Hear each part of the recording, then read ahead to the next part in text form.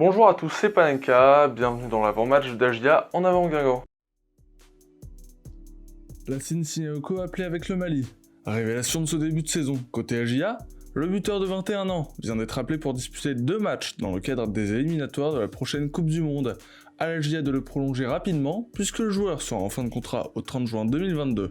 A noter qu'il sera suspendu pour le prochain match face à Nancy à cause d'une accumulation de cartons jaunes. Mohamedou Ndiaye à l'entraînement, libre depuis ses passages en Indonésie et au Maroc, l'ancien défenseur central passé par les Stacks où il avait connu Jean-Marc Furlan s'entraîne avec l'Agia. L'Agia Auxerre va donc jouer son 5e match de la saison avec l'objectif de consolider sa place dans le top 5. Cela passera forcément par une victoire face à une équipe de Guingamp qui est à la recherche de son premier succès. Bon bah du coup on a Aurélien du compte Instagram EAG Community, si je me trompe pas, qui nous rejoint. Bonjour Aurélien. Salut, salut. Pour commencer, vas-y, je te laisse un petit peu nous présenter ce que tu fais. Écoute, je suis, on peut dire, fondateur, créateur de la page Instagram EAG Community depuis janvier 2021. Donc, je me suis lancé là-dedans comme ça un matin et ça m'est pris. Et puis depuis, ça prend bien.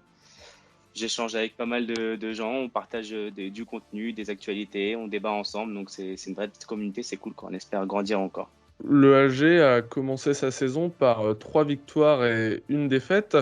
Comment tu le sens? Alors, on va recommencer la question parce j'aurais bien aimé que ce soit 3 victoires, mais c'était 3 nuls et une défaite. Oui, 3 nuls, oui, Mais merci, non. hein. Mais je les prends, je prends les victoires, mais c'est Non, 3 nuls et une défaite. Donc, comment on sent le truc, c'est pas fou, hein, mais c'est pas fou, mais il y a du mieux. En fait, je passe là-dessus, mais on a connu une saison un peu galère l'année dernière. On a failli descendre, on va pas se mentir, on a failli descendre en national. Euh, les joueurs, le club, l'entraîneur s'est réveillé à la fin, ce qui nous a permis de se sauver. Et là, à l'intersaison, il y a eu beaucoup de départs, donc il y a eu un peu un nouvel effectif, un nouveau projet, un nouvel entraîneur, tout est nouveau. Donc ça met du temps à se mettre en place. Et donc c'est pour ça que ils ont du mal un peu à démarrer. Il y a eu, comme je dis, beaucoup de départs, quelques arrivées, des jeunes.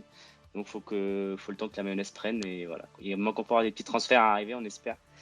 Mais voilà, sinon je sens normal. De toute façon, l'objectif du club n'est pas de monter cette année. On va pas se mentir. On doit reconstruire un nouveau Guingamp. Donc voilà, ça va prendre du temps, je pense. Présente-nous un petit peu cet effectif, les points forts, les points faibles, les nouvelles recrues. Alors le point fort de cette équipe, c'est qu'elle est très solide, vraiment vraiment très solide. C'est une équipe qui concède peu d'occasions. Voilà, face à Nîmes, face à Amiens, on a concédé que 2 occasions et c'était 2 buts. Et après les autres matchs, pareil, on a presque rien encaissé comme occasion. Donc c'est une équipe solide qui a le ballon, qui a beaucoup le ballon, mais qui n'est pas très dangereuse. Donc voilà, devant ça vendange pas mal. C'est comme disait le coach, on est des gentils petits garçons quand on a le ballon. Donc voilà, c'est pas très dangereux. C'est une possession un peu stérile, quoi. Mais c'est solide. Et sinon, les points forts, voilà, simplement la solidité. Ça peut aller vite en compte, mais comme je t'ai dit, ça va pas au fond après. Donc voilà, c'est une équipe pas très dangereuse pour le moment. Au niveau des joueurs, les têtes d'affiche, les nouvelles recrues, vas-y, fais un peu le tour. On a recruté un bon défenseur, Pierre Lemonnier, qui jouait au Mans. C'était le capitaine du Mans et il apporte une certaine solidité. Là, on vient de recruter aujourd'hui Jérôme Montbry, qui jouait à Grenoble, encore quelqu'un d'expérience. Et voilà, devant, on a Maxime Barthelmé, qui était à 3 l'année dernière, donc un bon petit joueur. Et voilà, et sinon, on a récupéré pas mal de jeunes qui étaient en prêt. Donc voilà, c'est une équipe assez homogène. Il n'y a pas trop de têtes d'affiche.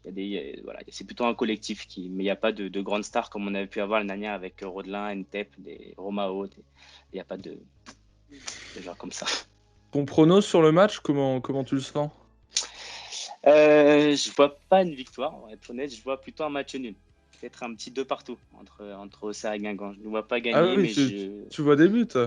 je vois des buts. Ouais, je me dis quand même que voilà, on vient de perdre, on a pris une claque. Je pense qu'ils vont, ils vont se réveiller et je vois aussi Auxerre faire un bon match. Donc on va dire, j'espère le nul. Voilà. Euh, Dernière petite question. Pour le moment, la GIA a plutôt eu de la chance de ce côté-là. Des absences du côté de Guingamp? Des absences, à ma connaissance, non, pas des retours. Il y a un retour justement de Pierre Lemonnier, notre défenseur.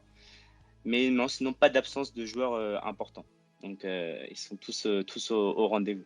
Attention. Pour le moment, bien entendu, ce qu'on enregistre jeudi, on espère qu'il y aura une avalanche de blessés du côté de Guingamp. Non, faut laisser les joueurs tranquilles, les pauvres. On va donc terminer ce cours avant-match par le jeu concours Leclerc-Auxerre. Cette semaine, c'est un sac à dos qui est à gagner. Bien entendu, c'est la rentrée. Voilà, comme ça, vous allez pouvoir dégainer votre magnifique sac AGIA. Pour participer, c'est bien simple. Vous mettez le score exact du match AGIA en avant Guingamp dans les commentaires. Le gagnant sera annoncé lors du débrief. Sur ce, c'était donc Panenka. Bonne chance à tous pour le jeu concours. Abonnez-vous, likez, partagez. Allez AGIA, tchuss. Abonnez-vous à Panenka.